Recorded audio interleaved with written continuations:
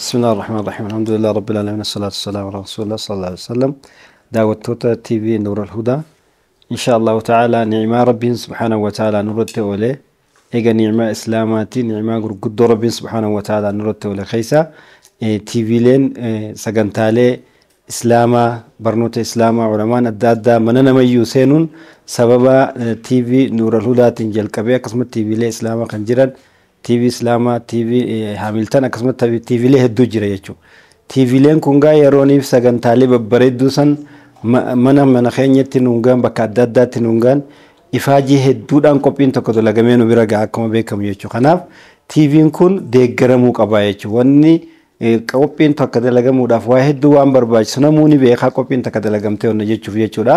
Kanaaf inshallah TV'n kun wanni inni dalagu diin dalaga jechuudha. Diin amaanaa tana bakkayyuu akka geessuuf halkaniif guyyaa waan ifaaju jiruuf kanaaf qophiilee tana galmaangoo fi hawaasa bira ga'ee guddachuudhaaf deeggaramu waan qabuuf jechuudha. Tacaawanu ala albirri wattaqwa rabbiin subhaanahu wa ta'ala wal gargaara waan jiruuf jecha namni rabbiin subhaanahu wa ta'ala waa bira kaa'ee bakka akkanaa tanatti insha Allah ta'ala investi godhee kana daran sagantaalee babbareedduu sagantaalee bakka qophiilee bashannanaatiis akkasumatti illee diin keenyarraa bakka seenamuu qabu hunda seenee akka sagantaa afiyaa qaba akkuma beektan gaa sagantaalee hedduu hojjetu jiru kana caalaa hojjechuuf akka danda'u namuu bira dhaabbachuu dinagdee isaatiin waan qabuun horoo isaatiin bira dhaabbachuu yaadaanis deeggaruu barbaachisaadha jechuudha. Kanaafuu zabana teekinooloojiin heddummaatee wanni adda addaa akkana bal'atte kana yoo TVlee akkana kana jabeessinee cimsinee ga'oomsinee as hin baafne baara biraa seennee gara biraa kutuu waan dandeenyuuf kanaaf namni rabbi subhaanahu wa ta'ala dinagdee itti kanne beekumsa qabu namuu yaadaanis akkasitti gargaaruu qaba waan jiruun qaba insha Allah ta'ala. إن شاء الله كان مانجتش بربادة بارك الله فيكم. بسم الله الرحمن الرحيم الحمد لله الواحد الأحد الفرد الصمد الذي لم يلد ولم يولد ولم يكن له كفوا أحد. ما بعد أبوليان كي يقال في خبجمو كان ميديا نور الهدى داتا وتن نجيني ربي بكجرتن التسنير التاجرات جتشا ميديا نور الهدى دا صورة قلبي مسلمة ميديا خينيا كان هواس بلاتي يوني في دايركترا في قسم حجتوت of jalatti qabatee isaan itti gaafatamummaadha waan kan itti dhimmoomanii dalagan malee miidiyaan kun kan hawaasa bal'aati. Manni inni seenee keessaa sagaleensaa darbu jiru hundi miidiyaan kun kan isaati. Kanaafuu miidiyaa kana keenyatti beekne nutuuhu miidiyaa afur akkas afaan keenyaan bal'inaan dabarsu hanga san takka qabna miidiyaawwan qabnu bira dhaabbachuu qabna. Kanaafuu miidiyaan Nuural Hudaa miidiyaa keessanii ميديا هواس مسلمة بلاتي كان هواس خينيا في علماء خينيا والبرسيسو أكسو دعوة من هندتي إرقاد برسو جرو كنافو ميديا جتشون كاهي أكاهي تتوكو جيتي ميديا جتشوني يوني في أكا فون سنغادا تهيجي فون سنغادا سن بالجيفتشو داف ديستي سيفيسيسا وان الرتفيلة جتشو ديستي سن irratti oggufoon bishaan itti naqxee foon itti naqxee bilcheessuudhaaf qoraan jala shiduu si feesisa. Qoraan jala naqu. Miidiyaa jechuun saatalaayitii fi wantoonni isa barbaachisu hundi yoonii fi ka akka foonii tahee wanti jala shidanii akka qoraaniitti ittiin bobeessanii bilcheeffatan maallaqa. Maallaqa hanguma maallaqa jalatti achisiisitee bilcheessitu nyaanni sun siif bilchaataa hanga jalatti shiddu. Kanaafuu miidiyaan kun keenya obboleeyyan kiyya keessatti warri kallattiin dhaga'u jirtan gaarii ati rabbi biraaniin qaba jettee yookaan fakkeenyaaf dho'isitee rabbi irraa himachuu dandeessu keessa akkaawuntii miidiyaa kana iskiriina irratti ilaaluu dandeessanii mana kee keessa teessee ka rabbi malee nam tokko sin garre mana kee keessa teessee moobaayila keetiin akkaawuntii tana fudhattee yoonii fi irratti dabarsite haati manaa ka sin garre obboleessi kan kee ka sin garre guyyaa tokko rabbitti himachuu dandeessa. Guyyaa tokko rabbitti himachuu dandeessa. Kanaafuu qabeenyi gara biraatittuu ni baha. Miidiyaan kun akkuma madura dhagahaa turtan baasiin amatatti inni baasu kaffaltiin inni kaffalu waan guddoo takka. Kanaafuu waan keenya bira haa dhaabbannu. Miidiyaan Nuural Hudaadha. Soora qalbii muslimaa miidiyaa keenya dhiiraa fi dubartii osoo hin jenne xiqqaa guddaa osoo hin jenne biyya keessaa fi biyya alaa akkaawuntii isaati irratti ilaaleeti waan rabbiin si biraa qabu irratti darbiin siin jaa. السلام عليكم ورحمة الله وبركاته. بسم الله الحمد لله وصلي وسلم على من والاه. أما بعد hordoftoota TV Nuural Hudaa kan bahaadhiyaa jirtan qaaba qibba alaa keessa jirtan nageenya rabbi isinirra haa jiraatu. Assalaamu alaikum wa rahmatullaahi wa barakaatuh. Buleewwan keenya kan islaamaa miidiyaan Nuural Hudaa sagantaalee babbareedduu fi qoqqooytuudhaan hoggaanii fi akkatti tolchee bareechee dhiqee babbareechee nu biraan gahu bu'aa bayii hedduu keessa dabreeti, lafaatii hedduu keessa dabreeti, humnaa fi qabeenya hedduu itti fixateeti. Qabeenyi humni miidiyaan kun ittiin waan sagantaalee adda addaa dalagu ummata islaamaa malee nama biroo hin qabu. Kanaafuu miidiyaaleen islaamaa jiran hundi namni muslimaa kamuu bira dhaabbachuun dirqama. Miidiyaan Nuural Hudaa soorri qalbii muslimaa miidiyaan keessan kan mana keessan keessa teessanii daawwattan ergaalee isaa fi dhaamsa isaa ulamaa'iin asirraa wal bartan qur'aana wal bartan ilmii islaamaatiin wal bartan gargaarsa hoggayyuu isinirraa barbaada. Gargaarsa nu gaafatu osoo hin taane ifiin gaafannee isa gargaaruu barbaachisa. Maaliif jennaan warri dalagu jiru humnaan dalagu jira. Nutis duuban qabeenya keenyan bira dhaabbachuu barbaachisa obboleewwan islaamaa. Namni qabeenya ifiitiin waan khayrii tamsaase akkana waan namni asirraa dhagahee itti dalaga hunda sawaaba siit argata. In ahsantum li anfusikum gaarii dalaydan siitu itti oola. qabrii khayr dalagatu jirta, khayrii dalagatu jirta, itti milkooyta. Wasna'ul khayra la'allakum tuflihun. Khayrii dalaguun sababa milkii namaa taati.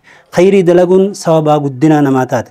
Khayrii dalaguun sababa azaaba jalaa ittiin bahuu namaa taati. Obboleewwan islaamaa miidiyaa keenya bira haa dhaabbannu, haa gargaarru, hamilee itti haa horru, bakka hanqina isaa haa qoybinu, waan isaa barbaachisu hunda haa guunnuu fi egaa inni nu gaafatu osoo hin taane osoo inni nu gaafatin haadalay haa bira dhaabbannuun jaa saani'ul ma'ruufi laa yaqa wa waqaa ujda muttaka'an namni khayrii dalagu abadan kufee hin kufu kufullee bakkuma sanichi qalfata yooni fi waan qabnuun qabeenya islaamaa bira dhaabbanne miidiyaalee keenya bira dhaabbanne insha Allah rabbiin kufaatii hamtuu tamuuni olchaa sababaa wallaalarraa hawaasni bahu akka taanu sababaa namni waa baratu akka taanu sababaa namni jannata ittiin argatu akka taanu beekumsa qabu beekumsaan asirraa dabarsu jira nus beekumsa qabu beekumsaan dabarsaa ka qabeenya qabus qabeenya keenya bira haa dhaabbannu guyyurraa galii galfatu jirtu rabbiin si beeka parsantiin isaa kaayi hoggayyuu bira haa dhaabbannuun dhaamsa kiyya kan jalqabaa fi xumuraatii wassalaamu alaikum warahmatullaahi wabarakaatuh. Assalaamu alaikum warahmatullaahi wabarakaatuhu. Daawwattoota hordoftoota keenya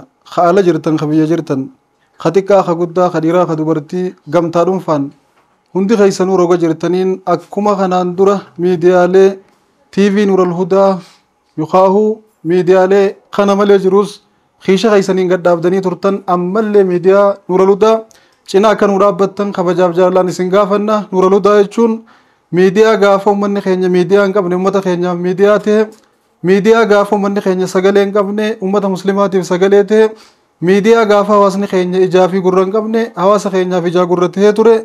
Akkuma namni fatii dura lolee fi fatii boodaa waliin qixxooyne miidiyaan gaafa xiiqii gaafa rakkoo gaafa uummanni keenya ijaa gurra dhabee dhamee kara goru akka itti waa dhagahu akka itti waa arku dhabee hawaasa keenyaaf ijaa gurra ta'ee agarsiisee dhageessisaa ture. Haarraan tana banamaa jiruu fi baname wajjii waliin qixxaatu jechuudha. Miidiyaan kun miidiyaa yeroo isaa eeggatee yeroo nuti miidiyaa dhabnee rakkannetti yeroo sagaleen teenya ukkaamamtee awwaalamnetti yeroo ija dhabnee osoo garruu akka naman garree taane keessatti miidiyaa nuu dhaabbatee shira hawaasa keenya irratti dalagamaa ture roga amantiitiin fashalee isuu irratti akkaan qooda guddaa qabaachaa turedha. Miidiyaa laaftuun laaluu qabnu miti, miidiyaa dagatamuu qabu miti. Osoo akka ilma namaatti miidiyaadha namaan gad dhaabbatan waan galateeffatamu taate miidiyaa galatoomu jennuuni. Ammoo warra isa dhaabeen galatoomaa jennaani warra miidiyaa kana rakkoo fi balloo keessatti roobaa fi aduu keessatti yeroo balloo yeroo rakkoo yeroo gaddaa yeroo gammachuu wajjiin kufanii kaanii hawaasa keenyaaf ijaa gurra kalee kuma taa turan irrallee taafii jiran galatoomaa ulfaadhaa.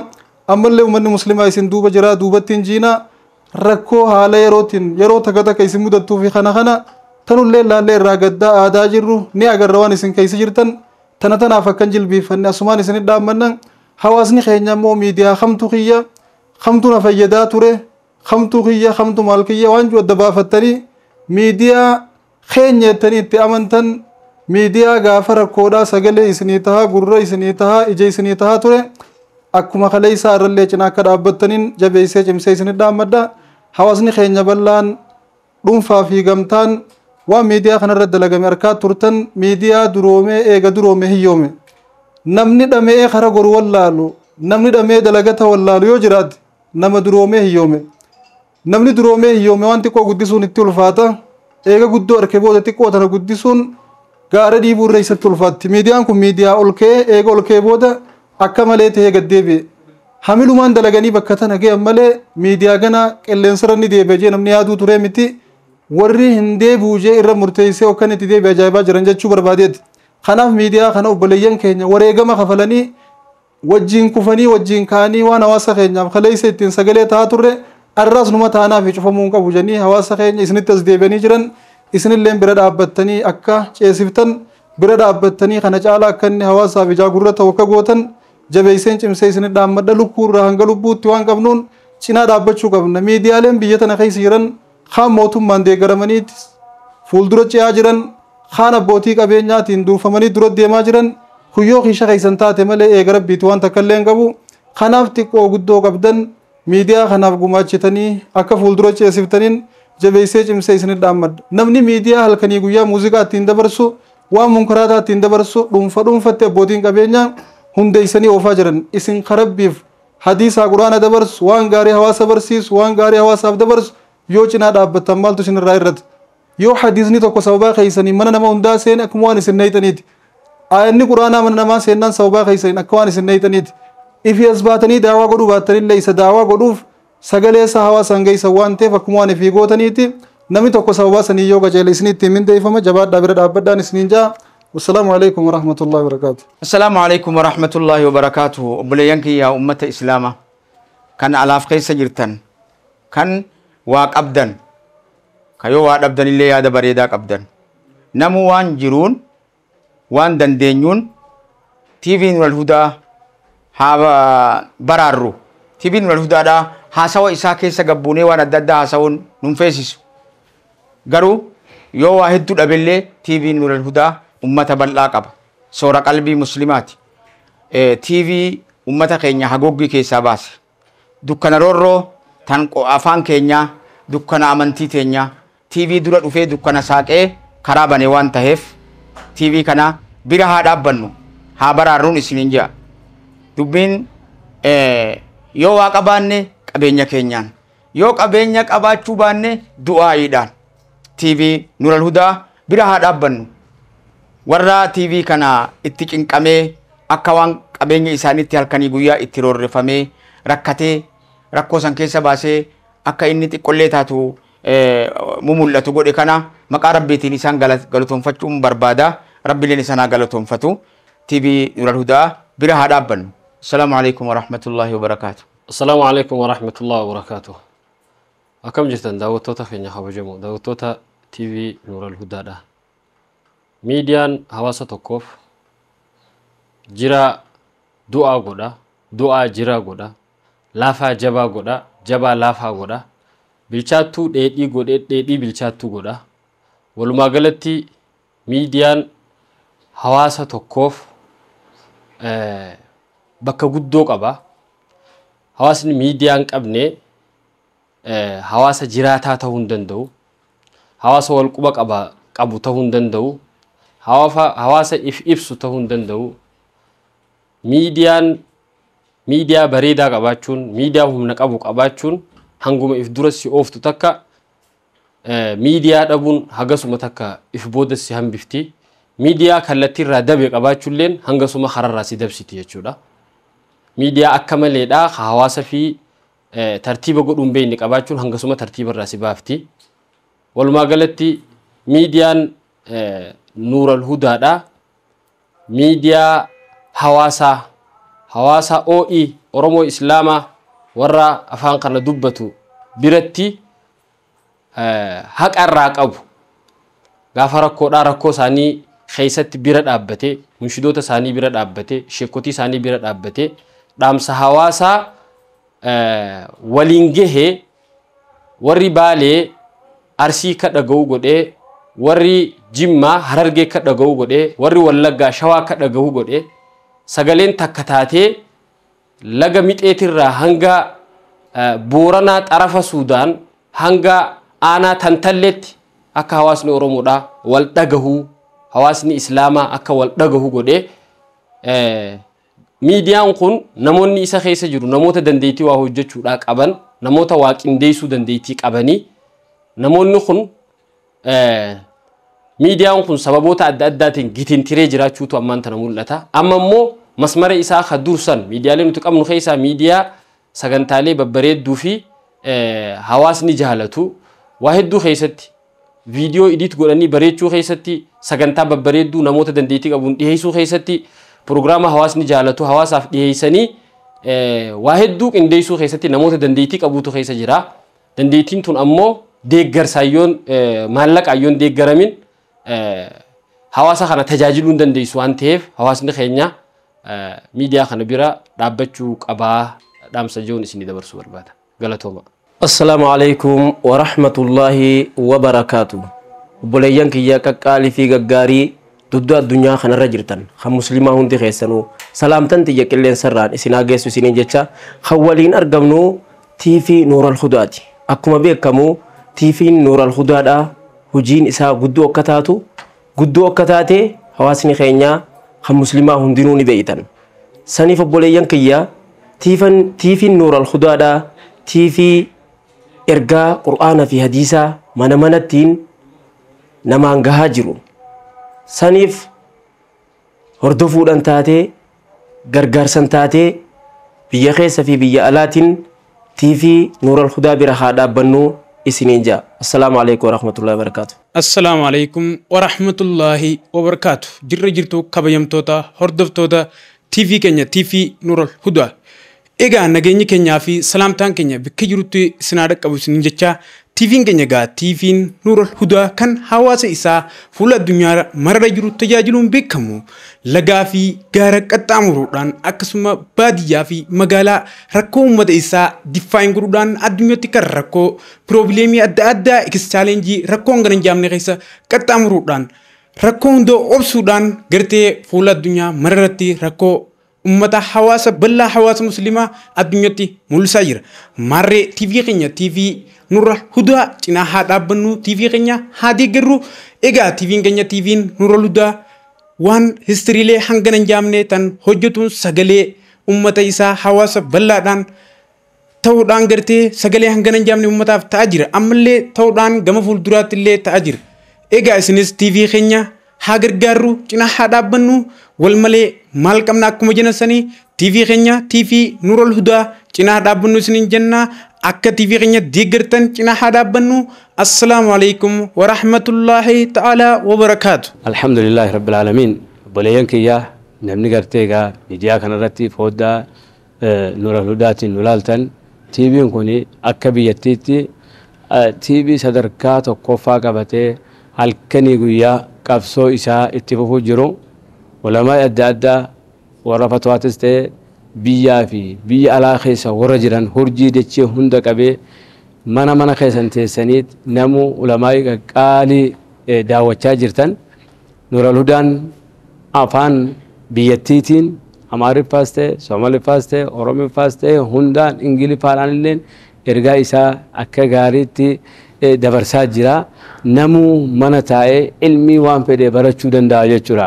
Kanaafuu hawaasni keenya bakkuma jirtan maratti hundi keessan ka abbootii qabeenyaatii fi ka harka qalleeyyiitii fi namu Nuural Hudaa cinaa akka dhaabbannu waan barbaachisu yaada keenyaanis akkasumatti dinagdeedhaanis akka gartee TV kana cinaa dhaabbannee daran akka inni halkanii guyyaa babal'isee dalaguu danda'u maqaa kiyyaaf maqaa dhimma islaamaa dirreedhaatiin cinaa haa dhaabbannu gargaara. Jazaakumullahu khayr. Dalagaa khayrii irratti wal gargaaru dalagaa seena qabeessa jechuudha. Carraa kana argachuun waan guddaadha. Durkaa hin jiru wanni kun. Har'a eega kana argannee waan ofii abbaa jabeeffataa Nuural Hudaa akka jabeeffannu akka gartee waan isaa barbaachisu yeroo hundaa'uu cinaa dhaabbannuun isinii dhaamuu barbaada. Lakkoofsa baankiilee isaaniillee fuunee inshaallahu isiniif dabarsina. Bira haa dhaabbannu tattaaffii waliin haa goonu. Rabbiin bakkaan nu haa ga'u. Wassalaamu alaykum wa rahmatullahi wa barakaatuh.